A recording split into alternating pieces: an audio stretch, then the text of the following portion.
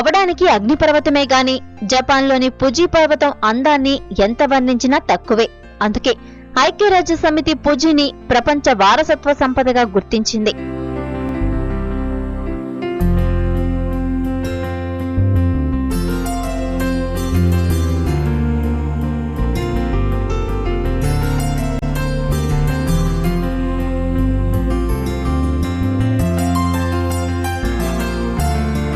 రాజధాని టోక్యో సమీపంలోనే ఉన్న ఫుజీ ఎత్తు 3776 మీటర్లు.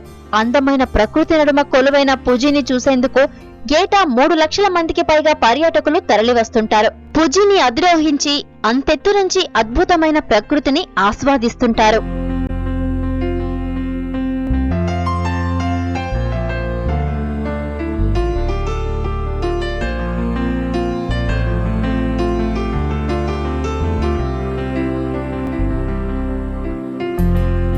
అగ్నిపర్వతమే అయినప్పటికీ ఫుజీ కొన్ని నెలలు మంచుతో కప్పబడి ఉంటుంది. నిప్పులు కక్కే వాల్కానోపై మంచు చూపురలను ఇట్టే ఆకట్టుకుంటుంది. ఇంతటి వైవిధ్యం ఉంది కాబట్టే చిత్రకారులు కూడా ఫుజీని కాన్వాస్లపై ఆవిష్కరిస్తుంటారు.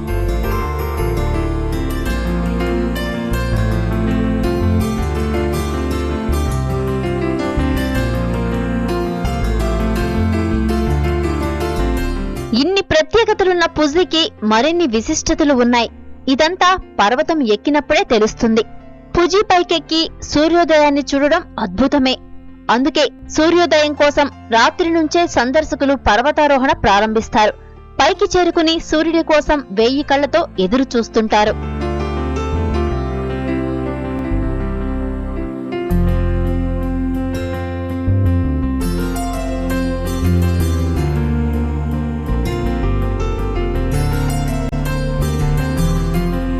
ఇక సూర్యుడు వచ్చే సమయంలో ఫుజీ చుట్టూ అలముకున్న మేఘాలు వివిధ వర్ణాల్లో మెరిసిపోతుంటాయి. ఆ సమయంలో ప్రకృతిలో ఇంతకంటే అందమైన చోటు మరెక్కడా లేదన్న భావన కలుగుతుంది.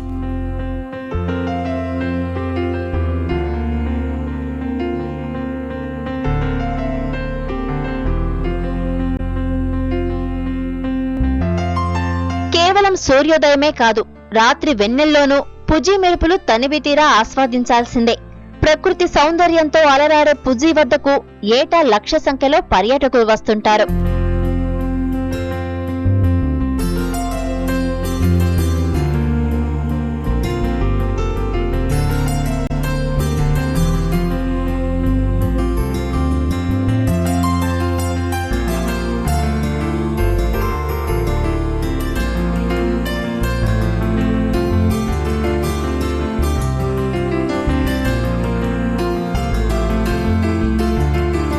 ఈ అందాల అగ్నిపర్వతం దిగువన కొలువైన పూల తోటలు సందర్శకులను మరో లోకంలోకి తీసుకువెళ్తాయి.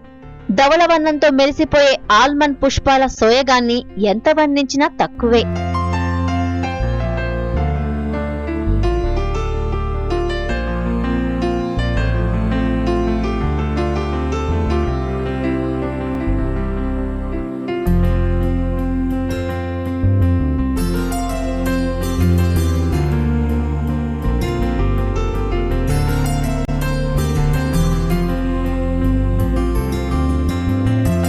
జపాన్లోని 3 పవిత్ర పర్వతాల్లో ఫుజీ కూడా ఒకటి.